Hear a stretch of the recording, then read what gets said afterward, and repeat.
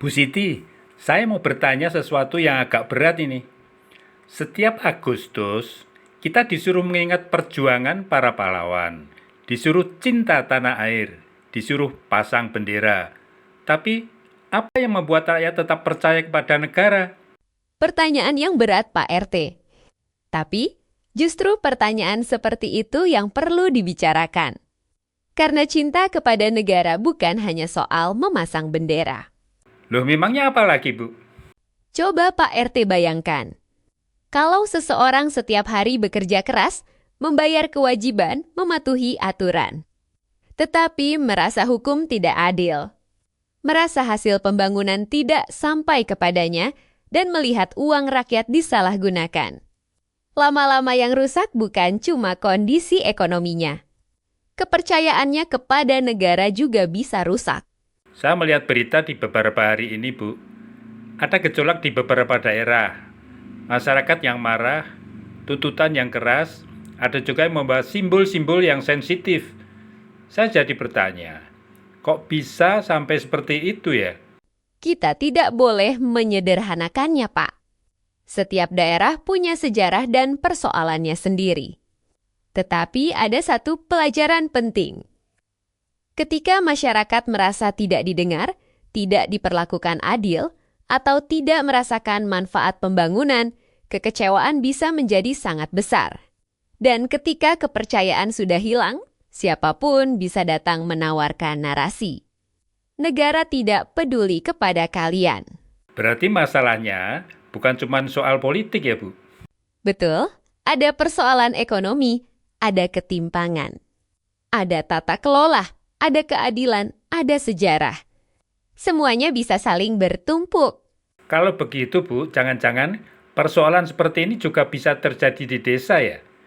Bukan dalam bentuk konflik besar mestinya, tapi dalam bentuk yang lebih sederhana misalnya. Warga bertanya, desa kita punya banyak potensi, tapi kok hidup kita begini-begini saja, Bu? Itu pertanyaan yang harus dijawab sebelum berubah menjadi kekecewaan.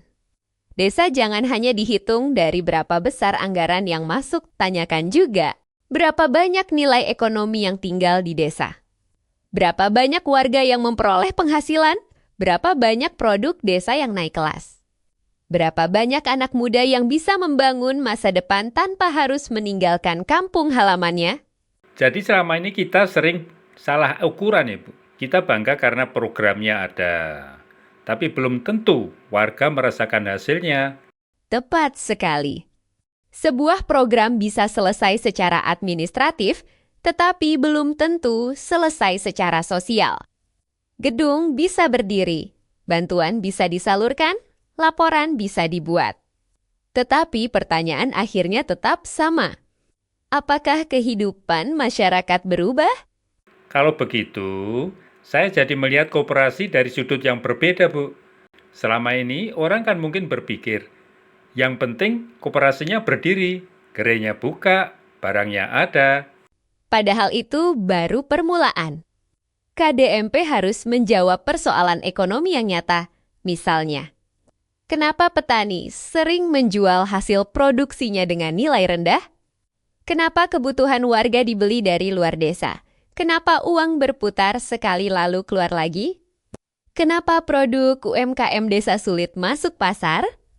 Kenapa anak muda lebih memilih mencari pekerjaan di kota? Berarti koperasi desa itu jangan cuma jadi tempat warga belanja ya, Bu. Betul, kalau hanya menjadi toko, manfaatnya terbatas. Tetapi kalau KDMP mampu menghubungkan petani, peternak, UMKM, konsumen, permodalan, distribusi, dan pasar, maka koperasi bisa menjadi mesin ekonomi desa. Tapi Bu, kalau pengurusnya tidak amanah, kalau uangnya tidak transparan, kalau usaha merugi, kalau hanya jadi proyek, Nah, Pak RT sudah sampai pada persoalan paling penting. Kemandirian ekonomi tanpa tata kelola yang baik bisa berubah menjadi masalah baru. Karena itu KDMP membutuhkan transparansi, akuntabilitas, profesionalisme, dan pengawasan. Jangan sampai kita membangun lembaga untuk memperkuat ekonomi rakyat. Tetapi akhirnya rakyat justru kehilangan kepercayaan kepada lembaganya. Jadi kalau saya boleh menyimpulkan, orang desa tidak selalu meminta sesuatu yang luar biasa ya Bu.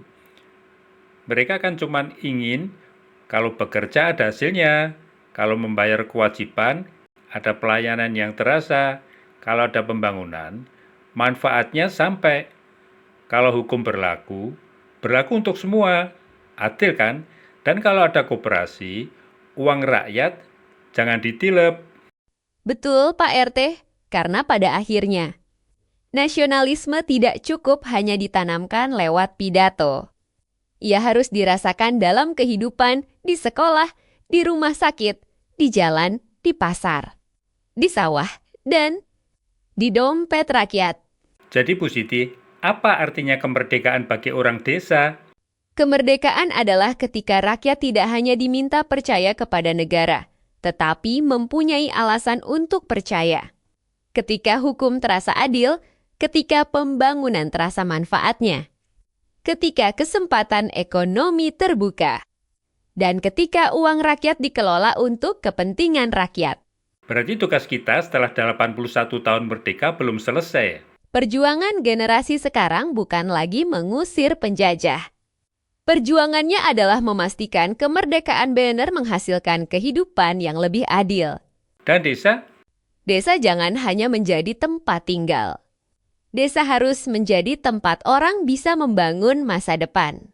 Nah kalau begitu, tahun ini saya pasang bendera bukan cuma di depan rumah. Saya ingin kemerdekaan juga terasa di kehidupan warga. Itulah Pak, makna kemerdekaan yang harus kita perjuangkan bersama.